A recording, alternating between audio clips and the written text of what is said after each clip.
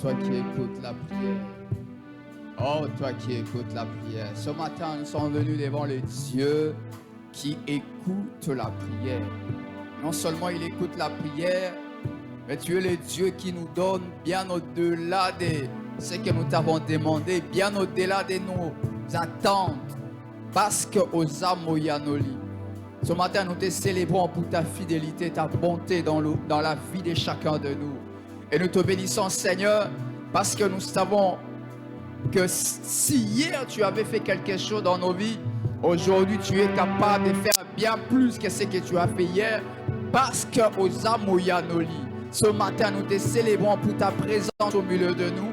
Seigneur, nous te célébrons parce que nous croyons que tu es là ce matin au milieu de nous. Père, nous te recevons ce lieu. Nous saluons ta sainte présence. Nous te saluons parce que tu es là présent au milieu de nous. Nous saluons la présence de ton esprit. L'esprit qui a ressuscité Jésus-Christ d'entre les morts. L'esprit est capable de nous amener à vivre les choses que Dieu a réservées pour nous. Oh, le Saint-Esprit de Dieu, l'Esprit du Dieu Tout-Puissant, nous te désirons ce matin. Nous saluons ta présence au milieu de nous. Parce que tu es là, nos cœurs sont dans la joie. Parce que tu es là, nous sommes rassurés.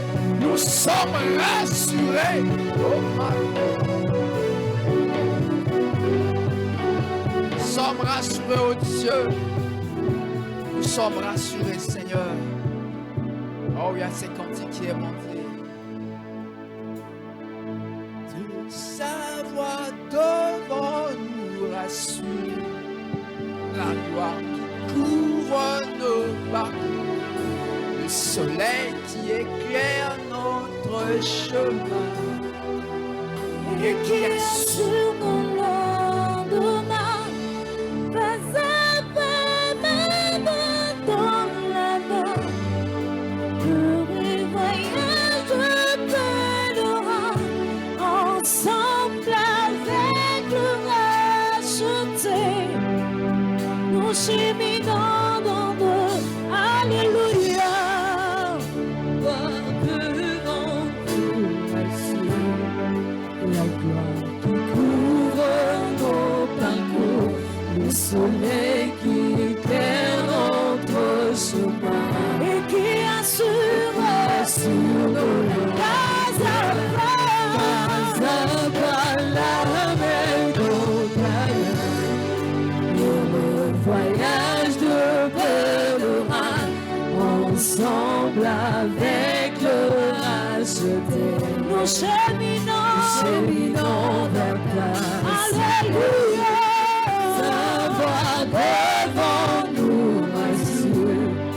La gloire qui couvre nos parcours. Le sommeil qui éclaire notre chemin. Et qui assure nos lendemains. Pas à pas la main dans la main. Voyage de pèlerin, ensemble avec le racheté, nous cheminons dans ta Alléluia. Savoir devant nous rassure, la gloire qui couvre nos parcours, le soleil qui éclaire notre chemin. Et qui assure nos lendemains, pas à pas la main dans la main.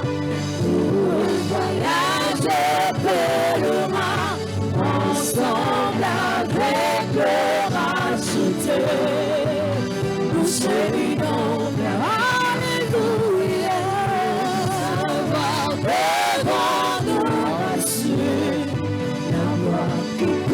ouvre nos parcours, le soleil qui éclaire notre chemin et qui assure nos lendemains, pas un pas, la main dans la main.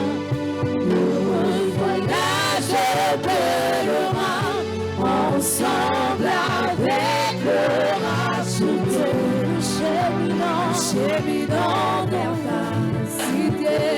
Oh, nous te disons merci Jésus. Tu es devant parce que tu es notre modèle, le modèle parfait que nous devons suivre. Merci de te tenir devant Seigneur et de nous montrer le chemin et de nous montrer l'exemple, Seigneur. Nous te bénissons, Seigneur, et nous te célébrons par nos acclamations parce que tu es là ce matin au milieu de nous. Notre avenir est assuré, notre avenir est assuré parce que tu es devant nous, parce que tu es devant nous, parce que tu es devant nous, parce que tu es devant nous. Alléluia, alléluia. Que la gloire te revienne, Seigneur Jésus. Oh, gloire à toi, Jésus.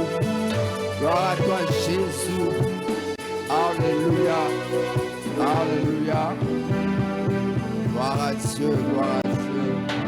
Alléluia. On peut rester debout un moment, s'il vous plaît. Bonjour à tout le monde. Bonjour à tout le monde. Je pense que nous avons bien dormi et nous nous sommes bien réveillés. Parce que Jésus-Christ est vivant. Alléluia. Jésus-Christ est vivant et Dieu est bon. Dieu est bon. Je ne sais pas ce que tu es en train de vivre. Je ne sais pas c'est par quoi tu es en train de passer. Mais si je te rappelle ce matin que Dieu est bon.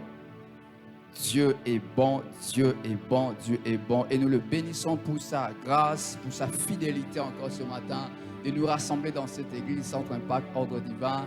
Et je te salue au nom du Seigneur Jésus-Christ. Nous disons merci à l'homme de Dieu pour la confiance qu'il nous fait encore de partager la parole de Dieu.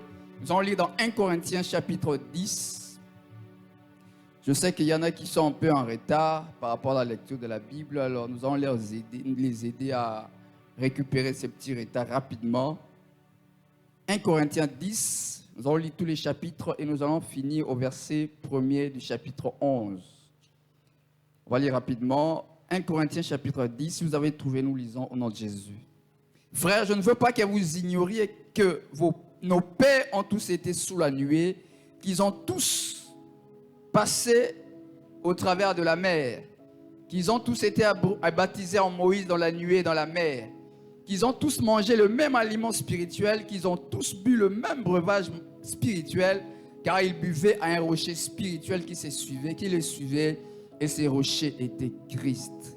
Mais la plupart d'entre eux ne furent point agréables à Dieu, puisqu'ils périrent dans les déserts.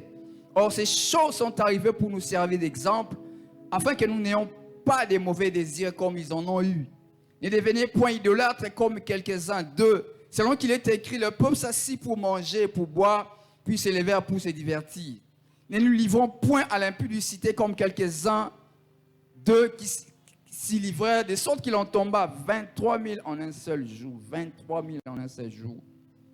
Ne tentons point le Seigneur comme les tentèrent quelques-uns d'eux qui périrent par les serpents. Ne murmurez point comme murmuraient quelques-uns d'eux qui périrent par l'exterminateur. Ces choses leur sont arrivées pour servir d'exemple. Elles ont été écrites pour notre instruction à nous qui sommes parvenus à la fin des siècles. Ainsi donc, que celui qui croit être debout prenne garde de tomber. Aucune tentation ne vous est survenue qui n'ait été humaine. Et Dieu qui est fidèle ne permettra pas que vous soyez tentés au-delà de vos forces. Mais avec la tentation, il préparera aussi le moyen d'en sortir, afin que vous puissiez la supporter. Vous voyez que les gens qui disent c'était plus fort que moi, la Bible est beaucoup d'arguments. C'est pourquoi, mes bien-aimés, fuyez l'idolâtrie. Je parle comme à des hommes intelligents. Jugez vous-même de ce que j'ai dit. La coupe de bénédiction que nous bénissons n'est-elle pas la communion au sang de Christ? Le pain que nous rompons n'est-il pas la communion au corps de Christ? Puisqu'il y a un seul pain, nous qui sommes plusieurs, nous formons un seul corps, car nous participons tous à un même pain. Voyez les Israélites selon la chair, ceux qui mangent les victimes ne sont-ils pas en communion avec l'autel? Que dis-je donc? Que la viande sacrifiée aux idoles est quelque chose, ou qu'une idole est quelque chose? Nullement. Je dis que ce qu'on sacrifie, on les sacrifie à des démons et non à Dieu. Or, je ne veux pas que vous soyez en communion avec les démons. Vous ne pouvez boire la coupe du Seigneur et la coupe des démons. Vous ne pouvez participer à la table du Seigneur et à la table des démons. Voulez-vous provoquer de la jalousie du Seigneur? La jalousie du Seigneur? Sommes-nous plus forts que lui? Tout est permis, mais tout n'est pas utile. Tout est permis, mais tout n'édifie pas. Que personne ne cherche son propre intérêt, mais que chacun cherche celui d'autrui. Mangez de tout ce qui se vend au marché sans vous enquérir de rien par motif de conscience. Car la terre est au Seigneur et tout ce qui la renferme. Si un non-croyant vous invite et que vous vouliez y aller, mangez de tout ce qu'on vous présentera sans vous enquérir de rien par motif de conscience. Mais si quelqu'un vous dit ceci a été offert en sacrifice, n'en mangez pas à cause de celui qui vous a donné l'avertissement et à cause de la conscience. Je parle ici non de votre conscience, mais de celle de l'autre. Pourquoi en effet ma liberté serait-elle jugée par une conscience étrangère? Si je mange avec action de grâce, pourquoi serais-je blâmé au sujet d'une chose dont je rends grâce? Soit donc que vous mangez, soit que vous buviez, soit que vous fassiez quelque autre chose. Faites tout pour la gloire de Dieu. Verset 32. Ne soyez en scandale ni aux Grecs, ni aux Juifs, ni à l'Église de Dieu. De la même manière que moi aussi, je m'efforce en toutes choses de complaire à tous, cherchant non mon avantage, mais celui du plus grand nombre, afin qu'ils soient sauvés. Soyez mes imitateurs, comme je le suis moi-même de Christ. Est-ce que nous pouvons acclamer la parole de Dieu et nous reprenons nos places? Gloire à Dieu. Bien-aimés dans le Seigneur, le thème que nous partageons depuis quelques dimanches, soyez mes imitateurs comme je le suis de Christ. La ville de Corinthe, comme vous savez, c'est en Grèce. Elle occupe une grande importance dans la Grèce antique.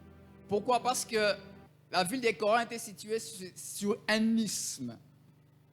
L'isthme, c'est une terre qui est presque entourée d'eau, mais qui est reliée des deux côtés au continent. Donc, elle est pratiquement autour de l'eau. Donc, vous comprenez, à l'époque, c'était parmi les villes les plus peuplées. Il y avait, selon les astrologues, il y avait les archéologues, excusez, il y avait au moins autour de 700 000 habitants. À l'époque, c'est pas peu, c'est beaucoup. 700 000 habitants à l'époque, c'est beaucoup, beaucoup, beaucoup, beaucoup, beaucoup. Et le fait que Corinthe se trouve sur un isthme, ça veut dire qu'il est inaccessible de plusieurs côtés. Ce qui fait que la ville de Corinthe, c'était une ville cosmopolite. Cela veut dire qu'il y avait plusieurs types de races, plusieurs types de populations qui fréquentaient, qui arrivaient sur cette île. Il y a des gens qui venaient de l'Orient, qui venaient de Rome et de tous les autres pays, parce qu'il était situé dans un endroit au carrefour de plusieurs endroits. Et vous comprenez que lorsque les gens viennent de l'Orient, viennent de Rome, ainsi de suite, chaque fois que les gens viennent quelque part, ils viennent aussi avec leur culture, n'est-ce pas? N'est-ce pas? Vous savez, à l'époque, quand nous on grandissait, il y a certaines modes qu'on voyait seulement après plusieurs 5, 10 ans après. Pourquoi? Parce que le monde n'était pas aussi connecté aujourd'hui. N'est-ce pas? Aujourd'hui, vous voyez des habits à la télé aujourd'hui. Le lendemain, vous voyez les gens les porter. Pourquoi? Parce qu'on est en contact direct. Alléluia. Donc vous comprenez que Corinthe était une ville qui recevait l'influence de plusieurs populations, de plusieurs cultures. Ce qui faisait qu'à Rome, il y avait plusieurs choses, plusieurs cultes. Il y avait des cultes qui venaient de l'Orient. Bouddha, ça venait là-bas à Corinthe. Il y avait toutes les religions, tous les dieux de Rome atterrissaient à Corinthe. Donc, tous les enseignants qui venaient de part et d'autre descendaient à Corinthe. Et vous comprenez que dans une telle ville, l'influence est très forte. Alléluia. L'influence ne peut être que très forte. Et il y avait même de toutes sortes de philosophies. Vous savez, aujourd'hui, il y a quelque temps, j'ai parlé à un jeune prédicateur. Il aimait beaucoup les choses de la philosophie. Il a dit, mon frère, ces histoires-là, nous on connaît cela. Alléluia. Parce que même aujourd'hui, dans la parole, dans la prédication de la parole de Dieu, on a introduit la philosophie. On a introduit des choses qui ne doivent pas être mélangées à la parole de Dieu. Pourquoi? Parce que les gens sont en contact. Aujourd'hui, pour être en contact avec certaines choses, c'était compliqué. C'était compliqué. Aujourd'hui, avec l'Internet, tu peux lire n'importe quoi. Tu peux lire n'importe quoi. Alléluia. Aujourd'hui, avec l'Internet, il y a des livres que je ne possède pas. Il y a des dictionnaires bibliques que moi, je ne possède pas. Mais je peux y accéder sur Internet. Alléluia. Cela veut dire qu'avec l'Internet, ce qui était impossible hier est aujourd'hui devenu possible. Donc, à Corinthe, s'il y avait des villes qui étaient un peu isolées, qui ne recevaient pas beaucoup d'influence, Corinthe recevait beaucoup d'influence. Il y avait la philosophie qui florissait, parce qu'il y avait des philosophes de tous bords qui descendaient là-bas. Et vous comprenez, généralement, les villes qui sont facilement accessibles par mer, il a été démontré que la corruption des mœurs, c'est la Kamakas. Regardez même dans notre pays, regardez toutes les villes qui sont situées au bord du fleuve. Regardez dans ces pays-là. Moi, j'ai vécu dans une ville comme ça. Parce que Kinshasa, a tellement mené les mots comprendre dans mes athées. J'ai été dans une ville, tu comprends que c'est là où j'ai compris que les villes qui sont situées à côté des mers, des fleuves, influencent et cela a toujours ma casse. Je ne sais pas si ce sont les démons qui circulent sur les fleuves ou les océans. Donc la corruption des mœurs était forte à Corinthe. Parce que les gens venaient de tous bords. Et à côté de cela, il y avait la prospérité matérielle. Et vous comprenez que tellement les gens viennent de partout, les gens affluent de partout. Les commerces étaient très forts. Donc, Corinthe était une ville qui avait une prospérité matérielle et financière. Donc, les gens qui étaient à Corinthe se retrouvaient facilement dans leur commerce parce que la prospérité y était forte. Et l'église de Corinthe était dans ces milieux-là. Oh, je prie que Sio soit préservé de toute influence extérieure. Quel que soit ce qui va se passer à Kinshasa ici, que Sio soit préservé. Je prie dans le nom de Jésus ce matin, que Sio soit préservé. Et dans l'église de Corinthe, c'est vrai, il y avait plusieurs païens qui s'étaient convertis, qui étaient dans cette ville-là, dans cette église. Et vous comprenez qu'ils étaient des païens, ils sont venus dans l'église avec toutes les conceptions qu'ils avaient. Et en même temps, il y avait aussi des juifs. La plupart de ces juifs, généralement, ce sont des juifs peut-être qui sont nés là-bas, de la diaspora juive, disons, qui étaient là-bas. Et avec toute cette influence, l'église était confrontée à plusieurs défis. Vous comprenez que l'église, c'est un nouveau mouvement.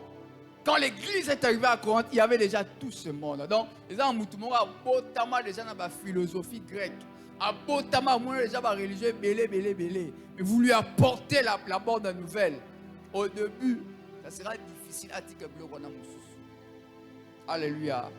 Moi, j'étais dans une église où un diacre, il y a quelque chose qui s'est passé dans leur famille. Et ça, il dit pas, ce n'est pas qu'il est dit en cachette, il est dit ouvertement. Ah, c'était l'argent qui était perdu dans leur maison. Donc, des moments où après culte, il faut que mon maman un diacre de l'église. C'est-à-dire que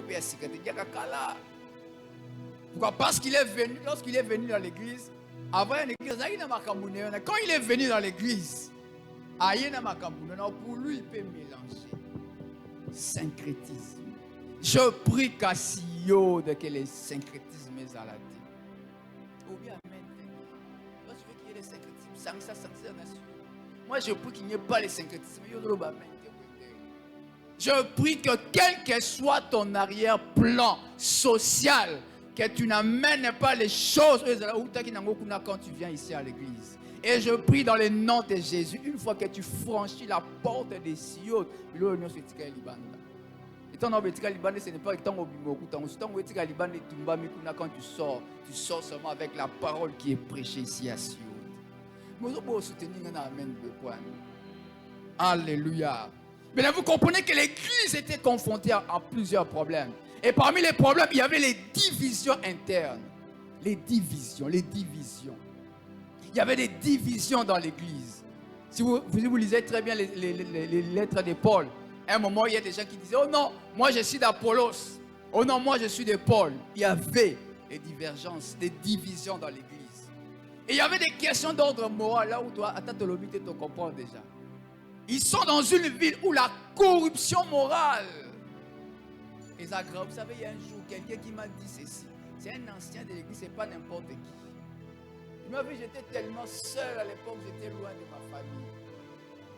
Il m'a dit, mais moi je ne te comprends pas.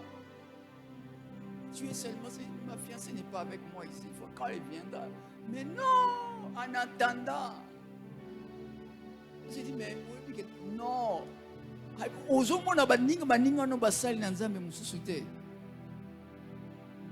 Alléluia. Il me dit, c'est un ancien de l'église, je précise. Tu sais, chez nous ici, nous avons un compte à Massoum et Koba compte à Massoum. Ça veut dire que la corruption qu'il y a dans la ville a influencé l'église. Et ce n'est pas quelque chose qu'il a dit comme ça. Même dans l'église, quand il y a des choses comme ça qui se passent, si c'est un jeune frère, des frères morts à simple, c'est moi simple, là ça passe. Pas pour suspendre, il y a un conseil de l'église va suspendre. Mais quand c'est un diacre, c'est un ancien, on étouffe l'affaire. Pourquoi? Parce que la corruption extérieure a influencé l'église. Voilà pourquoi l'apôtre Paul écrit cette lettre. Parce qu'il y avait des choses immorales qui sont entrées dans l'église. L'apôtre Paul écrit même, il est en train de dire, au point même qu'il y a quelqu'un qui sort avec la femme de son père. Pourquoi? Parce que dans les religions qu'ils avaient avant, c'était normal. C'était normal. Et quand ils sont venus dans l'église, ils ont amené cette influence-là. Et vous comprenez, avec toute la philosophie qu'il y avait des problèmes d'ordre doctrinal. Plein de problèmes doctrinaux. C'est comme aujourd'hui à l'église, il y a plein de problèmes doctrinaux. Alléluia. Voilà pourquoi, enfants des Siodes, ne regarde pas n'importe quoi sur les réseaux sociaux. N'écoute pas n'importe qui sur les réseaux sociaux. Parce qu'aujourd'hui, le diable fait entrer des choses subtiles dans l'église. Vous savez, j'ai été avec un homme de Dieu qui me disait un jour, on était dans une conférence, je crois il y a 2 ans. Vous savez, même les Bibles électroniques que vous téléchargez, il faut faire très attention. Parce qu'actuellement, le diable est devenu malin. On commence... Parce que la Bible est bien. La Bible a papier bien. Alors, qu'est-ce qu'on fait? Il y a des passages dans la Bible que les gens ne lisent pas beaucoup, qui ne maîtrisent pas. On commence à changer un tout petit peu à l'intérieur. Et toi, quand tu vas lire, mais ça c'est dans la Bible.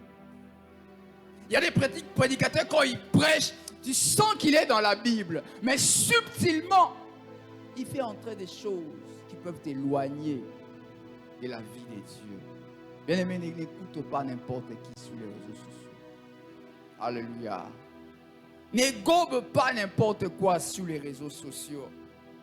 Et à côté de toutes ces choses, lorsque l'apôtre Paul est en train d'écrire la lettre aux Corinthiens, au chapitre 10, l'apôtre Paul est en train de leur montrer un exemple.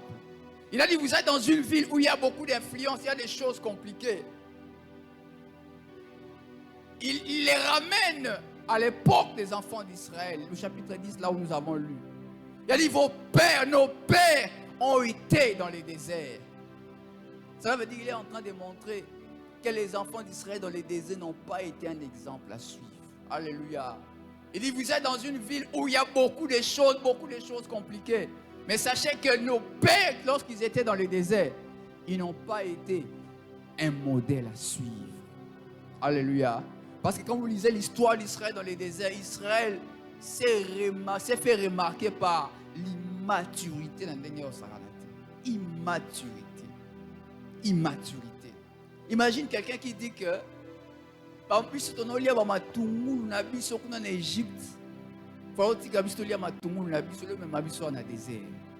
Immaturité.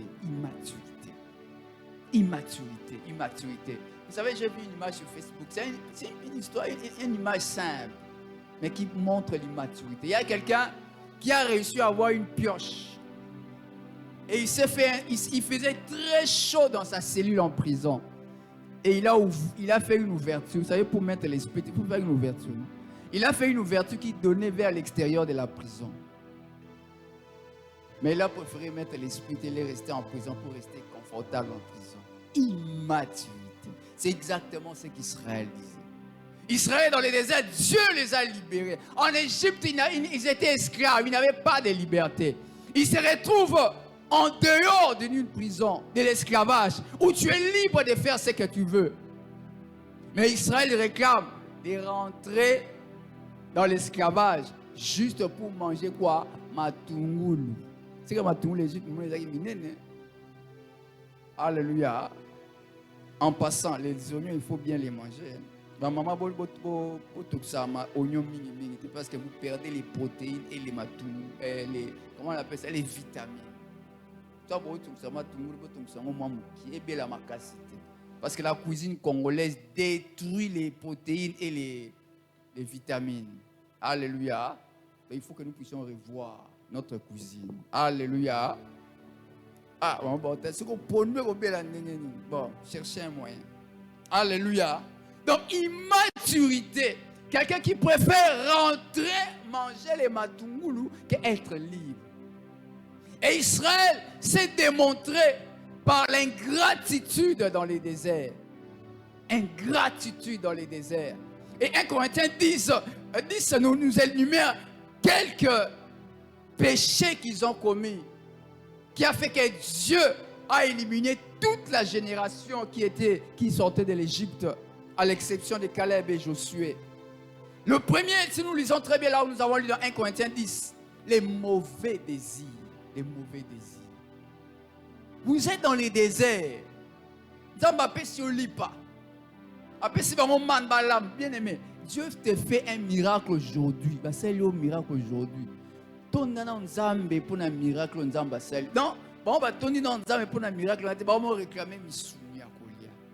dans les déserts.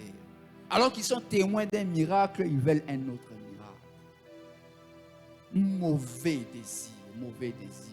L'apôtre Paul est en train de dire que les enfants d'Israël dans les déserts ont été un mauvais exemple parce qu'ils avaient des mauvais désirs. Des mauvais désirs. Des mauvais désirs. Et la deuxième chose, il parle de l'idolâtrie. De l'idolâtrie. Les enfants d'Israël, ils arrivent dans les déserts. Tellement ils étaient habitués, tous ces temps qu'ils ont passé en Égypte, ils avaient eu l'habitude de voir les dieux. Isis, Yeyo, Temple, Yangoyo. Alors quand ils arrivent dans les déserts, Seigneur, Aaron, viens ici, fabrique-nous des dieux que nous pouvons voir. Idolâtrie. Idolâtrie. Idolâtrie. Je ne sais pas pourquoi, depuis que je lisais, là où j'étais arrivé sur l'idolâtrie, mon cœur était triste. Je ne sais pas pourquoi. Mais si tu es concerné par cela, vois le pasteur à la fin. Je ne sais pas, depuis que je suis en train de lire du côté idolâtrie, mon cœur était triste. Idolâtrie. Et aujourd'hui, nous avons plein d'idolâtrie. Vous savez qu'il y a quelqu'un qui a dit ceci. Si tu te réveilles le matin, je parle d'une maison normale. Si tu te réveilles le matin, tu es au salon et que tu quittes le salon pour la cuisine, tu te rends compte que tu as ton téléphone en main sans que tu as besoin de ça, c'est qu'il y a un problème. Vous comprenez? Vous avez un salon, le téléphone est dans kit. Mais ok, dans la cuisine, le téléphone aussi, mais ok, dans la cuisine, c'est qu'il y a un problème avec toi. Alléluia. L'idolâtrie aujourd'hui, bien aimé dans le Seigneur, dans bien des domaines, nous sommes devenus idolâtres. Et les enfants d'Israël se sont démarqués dans le désert par l'immoralité sexuelle. L'immoralité sexuelle. La Bible dit que Dieu en a détruit plus d'une vingtaine de mille. Imaginez-vous. Donc vous comprenez que l'immoralité sexuelle peut s'entendre kanda. L'immoralité sexuelle. La Bible dit que plusieurs d'entre eux ont été impudiques. Dieu en a détruit plus de 23 000. Mais ce matin, je t'exhorte, tu es dans l'immoralité sexuelle. L'apôtre Paul nous le montre que ce n'est pas un bon exemple à suivre. Arrête cela, arrête cela. Et la dernière chose, la Bible dit, je bénis le Seigneur pour le PDA de tout à l'heure. Je crois que c'est ça qui va dissiper les murmures. Ce sont les murmures. Les dernières choses, ce sont les murmures. Les murmures. Le pasteur a l'habitude de dire, quand tu murmures, tu te fais quoi? Dans ce qu'on murmure, tu te bloques toi-même. Les murmures, les murmures, les murmures. Donc, l'apôtre Paul montre ici que les enfants d'Israël dans le désert n'ont pas été un bon modèle. Dans la ville de Corinthe, il y avait tellement de choses compliquées, tellement des influences. Donc, il n'y avait pas de bons modèles. Il n'y avait pas de bons modèles. Voilà pourquoi maman Déborah, le premier dimanche, nous avait dit que le modèle que nous devons suivre, malgré toutes les influences qu'il y a à Kinshasa. Vous savez, à Kinshasa aujourd'hui, nous sommes presque à 20 millions. 20 millions d'habitants. Et s'il faut ajouter toute la population mondiale, il paraît que sur Facebook, il y a plus de 2 milliards d'utilisateurs. Ça, c'est Facebook. Plus de 2 milliards d'utilisateurs. Dans son Baxi, 20 millions à Kinshasa. Il y a 2 milliards à Facebook. Ça veut dire que tu as l'influence de plus de 2 milliards de personnes.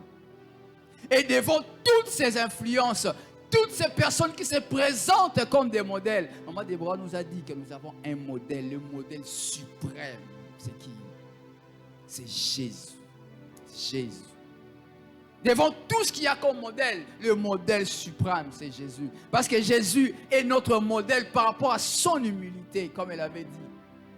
Modèle par son obéissance, modèle par son amour. Et j'ai aimé, elle avait insisté sur la compassion. La compassion, un modèle de compassion. Vous savez, aujourd'hui même dans l'église, il n'y a pas la compassion. Parfois, on fait des miracles sans compassion. Vous savez, moi, depuis un certain temps, j'ai changé de stratégie. Il y a quelque temps, j'étais en train de prophétiser sur un garçon.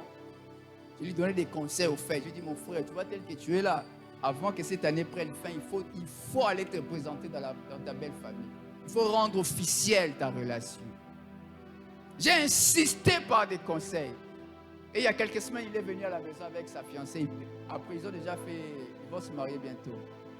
Il a dit, en tout cas, nous sommes venus, que tu pries pour nous, pour le reste. Gloire à Dieu. Pourquoi? Parce que bientôt, on va venir, on va terminer le processus. Je lui dis, oh, gloire au Seigneur.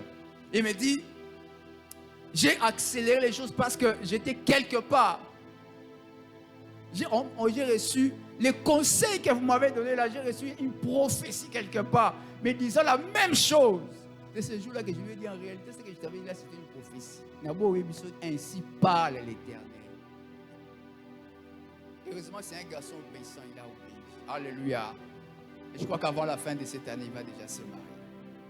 Bien, aujourd'hui dans l'église, il n'y a plus de compassion. Même lorsque les gens font des miracles, ils le font pour des spectacles. Bon, tu n'as même pas de dignité à Mouto. À l'église, on a oublié la compassion. La Bible dit, chaque fois que Jésus voulait guérir, il était quoi? Ému de compassion. Donc, il y a un miracle, les gens qui par compassion, les gens qui par spectacle, ils n'en avaient pas besoin. La compassion. La vie de prière, n'en parlons pas. Jésus était endurant, il était patient, il était serviable, il était un exemple de sainteté et de piété. Un exemple de sainteté et de piété. Et vous savez, lorsque l'apôtre Paul est en train de parler aux Corinthiens, la plupart des Corinthiens ne connaissaient pas Jésus-Christ. À l'époque où l'apôtre Paul écrit la première lettre aux Corinthiens, bon, entre guillemets, parce qu'il paraît que les lettres corinthiennes, il y en avait beaucoup. Hein. Il y en a qui étaient perdues. Ça, je crois que c'est la deuxième. Il y en avait beaucoup. Donc, considérons par rapport à ce que nous lisons ici. Par rapport à la première lettre ici. Lorsque Paul écrit la première épître aux Corinthiens, l'évangile n'est pas encore écrit. Il y en a le bras des bouches à l'oreille. Cela veut dire que les chrétiens de Corinthe ne connaissent pratiquement rien de la vie de Jésus-Christ.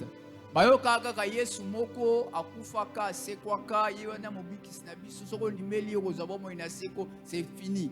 L'histoire de la vie de Jésus-Christ est parce que ça s'est transmetté seulement de bouche à l'oreille. Alors, l'apôtre Paul se présente devant des gens qui ne connaissent pas Jésus. Mais si on a vu si on exemple à Jésus, est-ce que maman Déborah c'est plutôt l'exemple, est-ce que Jésus Paul a commis devant un dilemme. Si on a vu si on Jésus, il peut Jésus. L'apôtre Paul a compris la stratégie. Parce que l'apôtre Paul a fait presque 2 ans avec eux. Il a vécu avec eux. Il a dit non. Je vais changer de stratégie. Soyez mes imitateurs, comme moi je le suis de Christ. Alléluia. Comme ils n'ont jamais vu Christ, mais moi ils ont vécu avec moi plus de 2 ans. Voilà pourquoi l'apôtre Paul dit, soyez mes imitateurs, comme moi je le suis de Christ. Alors comme ils ne voient pas Christ, maintenant on a Paul modèle leur vivre. Soyez mes imitateurs comme moi je le suis de Christ. Voilà pourquoi le frère Shadrach le dimanche passé nous a présenté Paul et tous ceux qui sont autour de nous comme des modèles. L'apôtre Paul, nous pouvons lire son histoire dans la Bible. Alléluia. Nous pouvons lire ces histoires dans la Bible. Nous pouvons voir, comme on va les voir tout de suite. Je vais revenir un peu sur ce qu'il avait dit aussi en ajoutant autre chose. Nous pouvons lire l'histoire de la vie de Paul dans la Bible. Mais il avait ajouté le dimanche passé qu'il y a des domaines dans la vie que Paul n'a pas vécu. Il y a des choses que nous vivons actuellement à Kinshasa dans le monde aujourd'hui auxquelles Paul n'était pas exposé. Dans moi, tous voyez modèle côté on a été, mais tout autour de nous, nous avons des modèles. Alléluia. Tout autour de nous, il y avait des modèles. Il nous a parlé de notre pasteur et de tous les chrétiens mûrs dans la foi. Alléluia. Paul, nous ne pouvons pas le voir, mais nous pouvons voir les gens autour de nous. Nous avons des gens autour de nous. La première chose que j'aimerais dire sur l'apôtre Paul était zélé pour l'évangile. Zélé pour l'évangile. En tout cas, pour l'évangile, l'apôtre Paul, lui, il ne blaguait pas. Zélé pour l'évangile. Zélé. Vous savez, le verbe zélé, le mot zèle, ou bien zélé, ça vient du grec qui veut dire qui brûle. Donc, lorsque vous avez un évangile,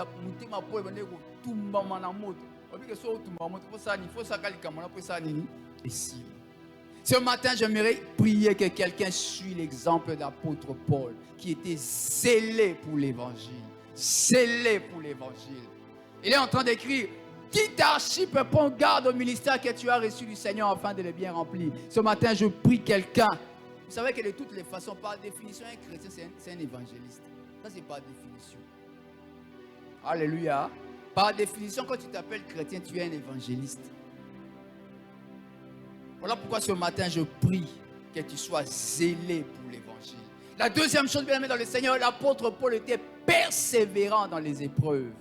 Persévérant dans les épreuves. Il est en train de raconter comment est-ce qu'il a été tabassé 40 coups moins 1. Il raconte comment est-ce qu'il a vécu des situations compliquées. Mais il a gardé la foi. Il a gardé la foi. Il dit même parfois que j'étais dénudé, privé de tout.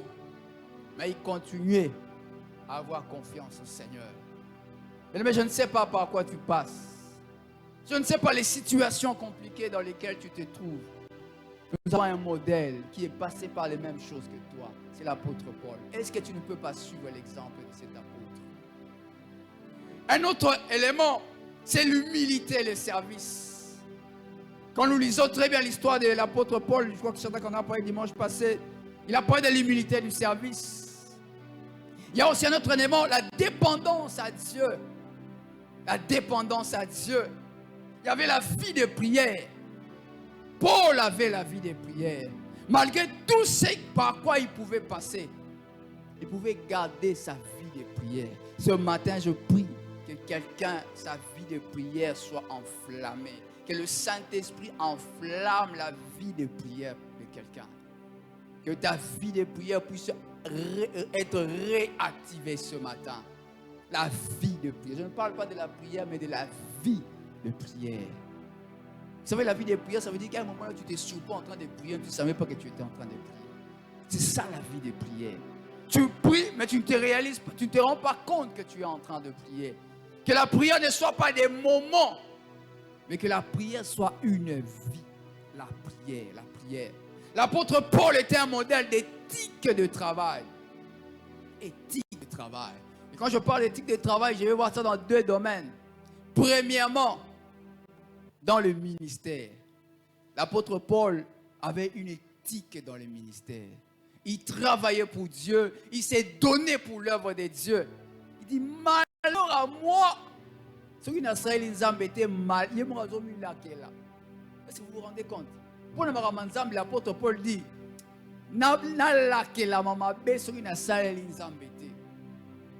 pourquoi?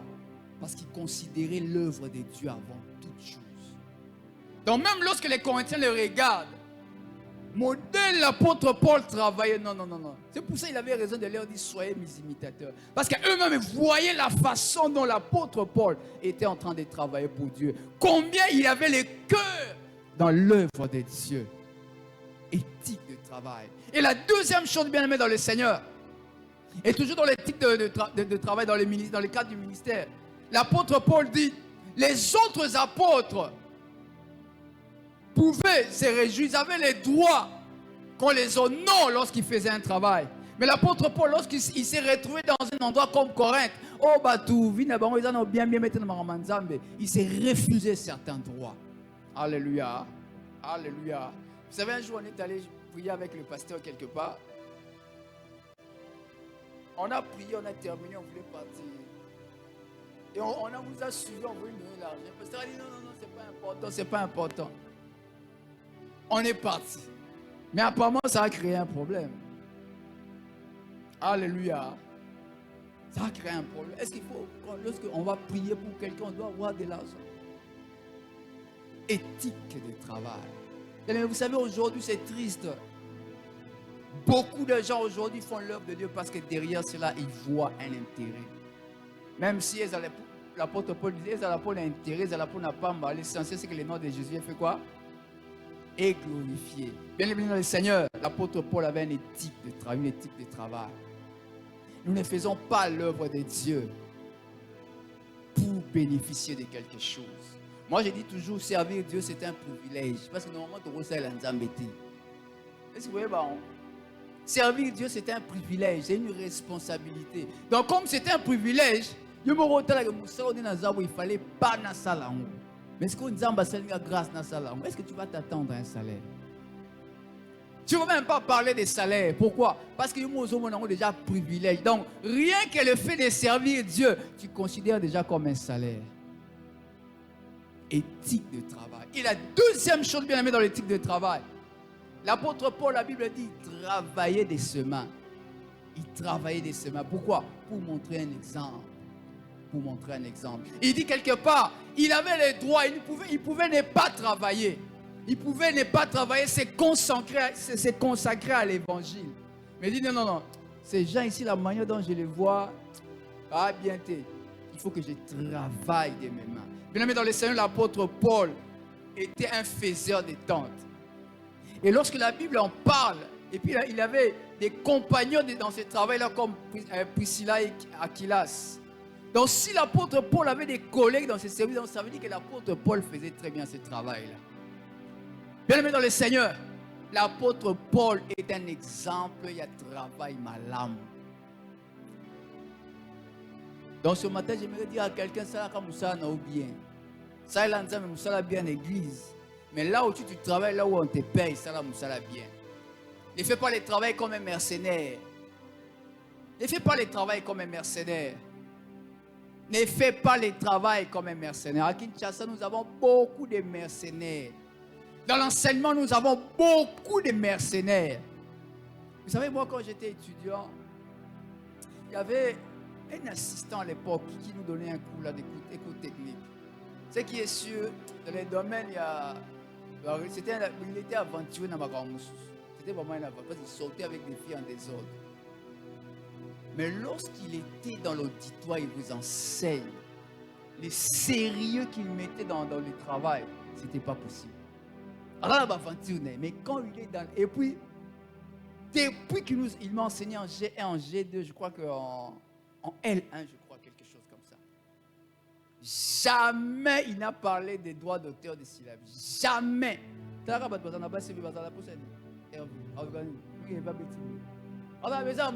Ce n'est pas qu'il avait beaucoup d'argent. D'ailleurs, à l'époque, il habitait chez eux.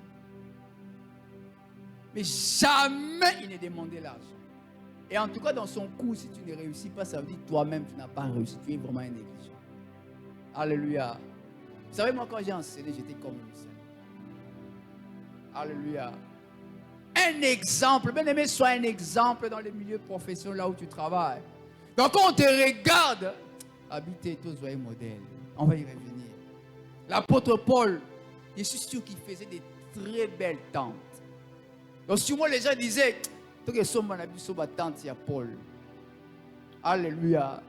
Tant que sommes tente, il y a l'apôtre Paul. C'est que vous avez moi le gratuit. Oh, quand on a été pour la tante, il y a l'apôtre Paul. C'est là où on oublie. Et puis on va accélérer le colo. Vous savez, moi je prie le Seigneur. Et Cassio, tout ça comme un cercle. Vous savez, il y a des expatriés ici à Kinshasa. Parce que comme un cercle fermé. Donc, soit on a posé un bidon à son papa Hervé. Soit Hervé a posé un bouchon à son papa Roxane. Et ainsi de suite. Donc, je prie Cassio, nous puissions avoir des cercles comme ça.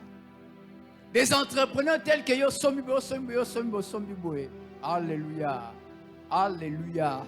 Bien-aimés dans le Seigneur, un exemple dans le travail. Un exemple dans le travail. Ne soyons pas des mercenaires dans le travail. Ne soyons pas des mercenaires dans le travail. Et l'apôtre Paul était un exemple d'enseignement et de formation. Enseignement et de formation. D'abord, formation. Parce que l'apôtre Paul s'était donné, non seulement qu'il prêchait la bonne nouvelle, mais l'apôtre Paul a écrit des lettres plus que tout autre apôtre. Parce qu'il s'était donné dans la formation des disciples de Jésus-Christ. Il écrivait des lettres. La grande partie du Nouveau Testament, ce sont les lettres de l'apôtre Paul, n'est-ce pas? Il s'est donné à former les gens à travers ces lettres. Si vous lisez même 1 Corinthiens, il y a un moment où il y a des doctrines ainsi de suite, mais il y a un autre moment où il y a des enseignements qu'il donne. L'apôtre Paul s'était donné dans les instructions. Lorsqu'il écrit par exemple à son fils Timothée, il donne des instructions pour faire avancer l'Église. L'apôtre Paul donnait des encouragements. Il y a un moment, Timothée était fatigué.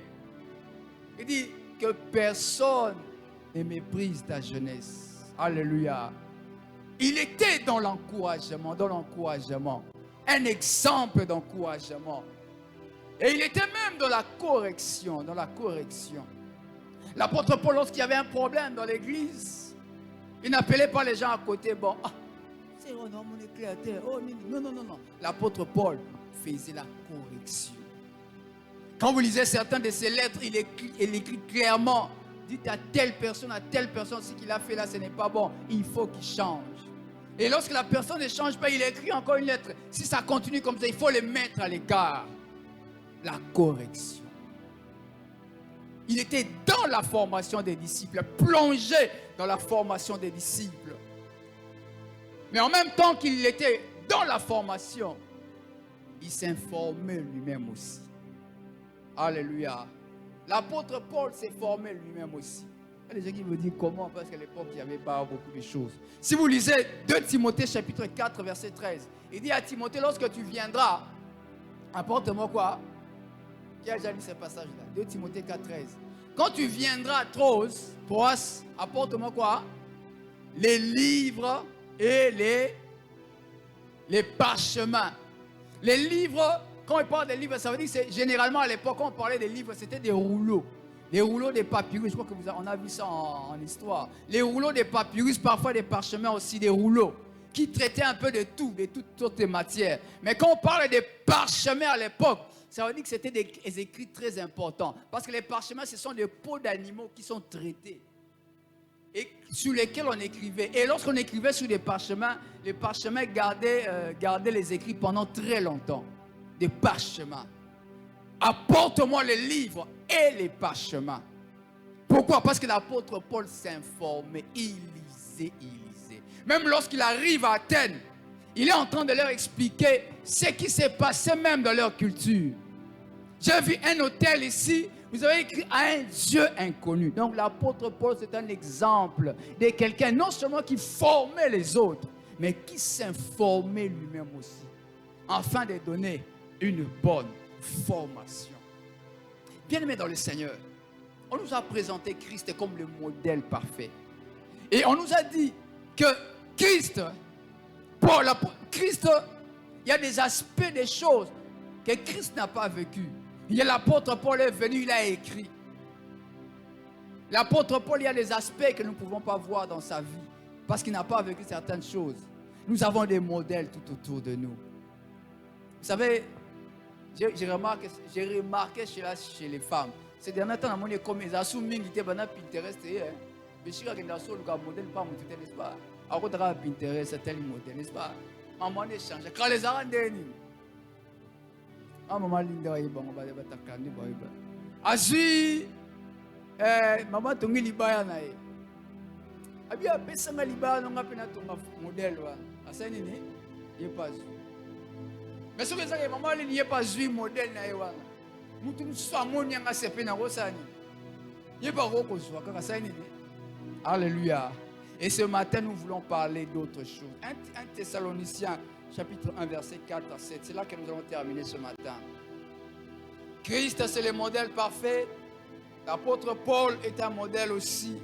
Et les chrétiens qui sont matures, qui sont devant nous, sont aussi des modèles. Mais écoutez ce que l'apôtre Paul va écrire plus tard aux chrétiens des Thessaloniques. Écoutez ce qu'il a écrit. 1 Thessaloniciens, chapitre 1er, à partir du verset 4. Il dit ceci: nous savons, frères bien-aimés de Dieu, que vous avez été élus. Notre évangile ne nous ayant pas été prêché en parole seulement, mais avec puissance, avec l'Esprit Saint, avec une pleine persuasion, car vous n'ignorez pas que nous sommes montrés ainsi parmi vous à cause de vous. Et vous-même, vous êtes mes imitateurs et ceux du Seigneur, en recevant la parole au milieu de beaucoup de tribulations avec la joie du Saint-Esprit. Verset 7. En sorte que vous êtes devenus un modèle pour tous les croyants de la Macédoine et de l'Achaïe. Alléluia. Ce matin, bien-aimés dans le Seigneur, après avoir suivi les modèles de Christ, après avoir suivi les modèles de Paul, l'apôtre Paul, après avoir suivi d'autres modèles que nous avons dans notre temps, ce matin, le Seigneur veut te dire: deviens aussi un modèle pour les autres. Deviens aussi un modèle que les gens vont imiter. Deviens un modèle que les gens vont imiter. Il y a certaines personnes qui n'ont jamais entendu parler de Christ. Il y a certaines personnes qui ne connaissent pas la parole de Dieu. Mais pour qu'ils puissent imiter Christ, ils vont le faire par toi. De la même manière que les Corinthiens ne connaissaient pas la vie de Christ. Mais ils pouvaient voir Christ au travers de l'apôtre Paul. Ce matin, je prie que je demande à quelqu'un de devenir un modèle sur lequel les gens vont s'appuyer pour être des modèles. Alléluia. Deviens un modèle que les gens vont prendre à imiter. Un modèle que les gens vont prendre pour imiter. Bien-aimés dans le Seigneur, quelqu'un peut me dire: mais comment est-ce que je peux devenir un modèle? Comment je peux devenir un modèle? Avant d'en arriver, bien-aimés dans le Seigneur, j'aimerais d'abord donner quelques domaines dans lesquels nous pouvons être des modèles. L'apôtre Paul est en train d'écrire à Timothée. La première chose, bien-aimés dans le Seigneur, j'aimerais dire, quand nous parlons d'être des modèles de Christ, de Paul et des autres, ce n'est pas qu'une histoire de l'aspect extérieur. On a que c'est un aspect religieux. Non, bien-aimés dans le Seigneur, il faut que l'imitation de Christ commence par l'intérieur. Ça doit commencer de l'intérieur. Commencer de l'intérieur. Une vie intérieure transformée. Une vie intérieure transformée par le Saint-Esprit. Nous devons manifester de l'amour, être humble. L'humilité, pas l'humilité extérieure, mais l'humilité qui vient de l'intérieur. Parce que la fausse humilité, il y en a beaucoup. Un modèle de sainteté pour les autres. Là, tu es à l'université, là où tu travailles, partout où tu vas, partout là où tu es, sois un modèle de sainteté. Un modèle de sainteté. Et le dernier élément, bien aimé dans le Seigneur, sois un modèle d'intégrité. Partout là où tu es, bien aimé dans le Seigneur, au travail. L'apôtre Paul, la Bible nous montre qu'il était intègre dans son travail, il faisait bien son travail. Bien aimé dans le Seigneur, dans le milieu professionnel là où tu es, sois un modèle. Sois un modèle, sois un modèle. Non, nous devons suivre celui-là. Alléluia. Dans la vie de Kinshasa, telle que les choses se présentent, sois un modèle, sois un modèle. Sois un modèle, sois un modèle. Il y a notre chef dernièrement qui nous disait, mais les Kinois, moi je ne comprends pas. Ils sont aussi chefs. Moi je suis Kinois, mais je ne suis pas comme tous les autres Kinois. Alléluia. Il m'a regardé comme ça. C'est comme ça. Alléluia. Il voulait insister, moi aussi j'ai insisté. Alléluia. Il dit, mais c'est comme une culture. Chef, c'est une culture, mais moi je ne suis pas dans cette culture-là. Même dans ton milieu professionnel, sois un modèle, bien-aimé dans le Seigneur. Sois un modèle. Nous avons suivi les modèles de Christ. Nous avons suivi les modèles des Paul et des autres chrétiens. Prions ce matin, nous allons prier ce matin que nous aussi nous puissions devenir des modèles. Que lorsque les gens nous voient, nous puissions être comme capables, comme Paul dit, soyez mes imitateurs. Est-ce que tu peux te dire en toi-même, est-ce que soyez mes imitateurs? Chez toi à la maison, dans ta famille, est-ce que dans ta famille tu peux dire aux autres, soyez mes imitateurs? Est-ce que là où tu étudies, tu peux dire à tes collègues, à tes condisciples, soyez mes imitateurs? Là où tu travailles, tu peux dire avec tes collègues, soyez mes imitateurs. Ce matin, nous allons prier. S'il y a des choses qui ne vont pas dans nos vies, nous allons prier le Seigneur ce matin, que nous puissions devenir des modèles. Et la première chose, comment faire pour devenir un modèle? La première chose, nous devons développer une relation profonde avec Christ. Développer une relation profonde avec Christ. En français, on dit, dis-moi qui tu hantes et je te dirai qui tu es. Dis-moi qui tu hantes, dis-moi qui tu fréquentes, je te dirai qui tu es. Plus on côtoie le Christ, plus on fréquente le Christ, on est influencé par sa nature et on devient comme Christ. L'ange Gabriel pouvait dire, je suis l'ange qui se tient à côté de Dieu. Puisque tu n'as pas cru à mes paroles, tu deviens muet. Cela veut dire quoi? Je suis tellement chaque jour à côté de Dieu, je suis devenu comme Dieu. Développons une relation profonde avec Christ. Nous allons devenir comme Christ et des modèles. Nous devons vivre selon les principes chrétiens. Nous avons dit qu'aujourd'hui, il y a plusieurs principes. Il y a des philosophies, il y a des doctrines compliquées qui sont entrées parfois dans l'Église. Mais ce matin, j'exhorte à quelqu'un, si nous voulons être des modèles que les gens vont imiter, nous devons vivre selon les principes chrétiens établis dans la parole de Dieu. Les principes chrétiens. Et pour vivre selon ces principes chrétiens, lisons la parole de Dieu, bien-aimés dans le Seigneur. Lisons la parole de Dieu. Lisons la parole de Dieu. Ne laisse pas quelqu'un te mettre des statuts pour lire la parole de Dieu sous les statuts des gens. Lis toi-même la parole de Dieu, bien-aimés dans le Seigneur. Et la troisième chose que nous devons faire, c'est vrai, lire la parole de Dieu, c'est une bonne chose. Mais nous devons nous laisser influencer par cette parole que nous sommes en train d'entendre chaque jour. Laisse-toi être influencé par la parole de Dieu. Que la parole de Dieu, comme l'apôtre Paul pouvait le dire, habite abondamment parmi vous. Que la parole de Dieu habite abondamment parmi vous et qu'elle vous influence.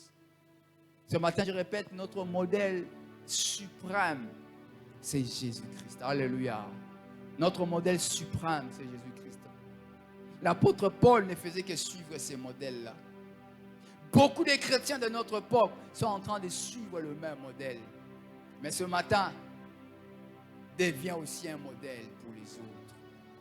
Est-ce que tu peux devenir une personne sur qui les gens vont regarder? La Bible déclare en Matthieu 5, vous êtes le sel de la terre, vous êtes la lumière du monde. Une ville située sur une montagne, on va regarder, n'est-ce pas? Pourquoi? Parce que c'est la ville. Parce que quand tu marches, par exemple, aujourd'hui, on ne peut pas comprendre ça.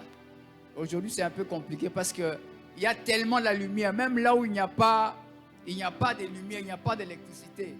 Les autres endroits là où il y a la lumière, lorsque ça frappe, ça influence quand même là où il n'y a pas de lumière. Vous savez, moi j'ai été dans un endroit, lorsqu'il fait 20h, 21h, il n'y a plus de lumière.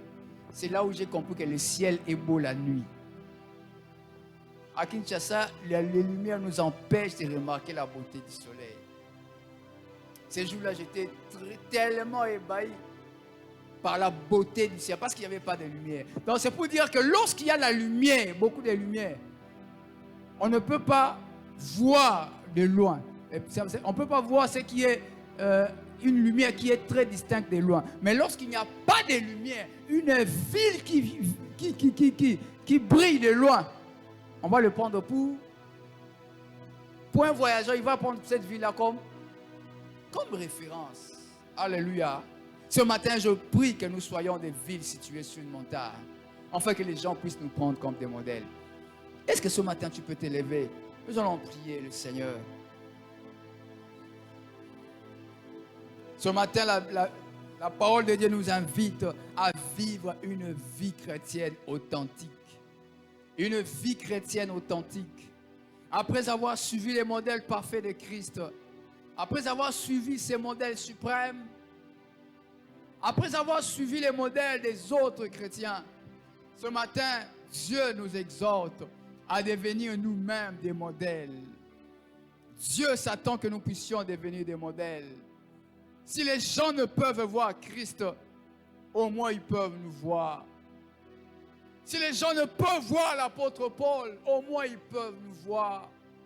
Devenons des modèles pour cette génération. Devenons des modèles pour cette génération. J'aimerais que tu regardes ta vie. Est-ce que tu peux dire que je suis un modèle que les autres peuvent suivre? Est-ce que je suis un modèle pour mes enfants? Je suis un modèle pour mes collègues. Est-ce que je suis un modèle pour ceux qui vivent autour de moi? Ce matin, nous devons devenir des modèles. Ce matin, que Dieu nous fasse grâce par la transformation du Saint-Esprit. De la même manière que l'apôtre Paul avait l'audace de dire « Soyez mes imitateurs ». Que le Seigneur nous fasse la grâce ce matin de devenir des modèles pour cette génération, des modèles pour cette ville de Kinshasa, des modèles. Je veux être comme Jésus. Je veux être comme Jésus. Alléluia. Alléluia. Nous voulons devenir des modèles.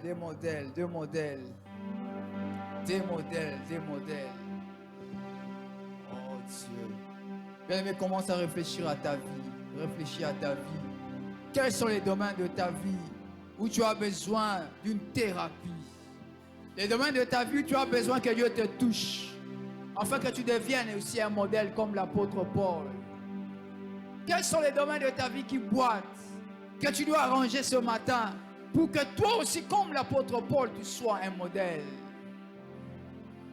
On va chanter ces cantiques, après cela tu vas prier. Tu vas prier selon les paroles de ces cantiques.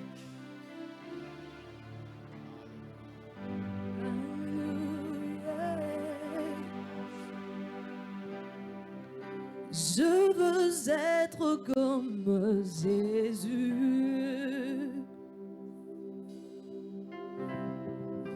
Je veux être comme Jésus toute ma vie. Je voudrais être comme mon roi.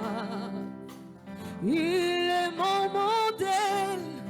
Je veux être comme Jésus toute ma vie. Je veux vivre comme mon sauveur. Oh,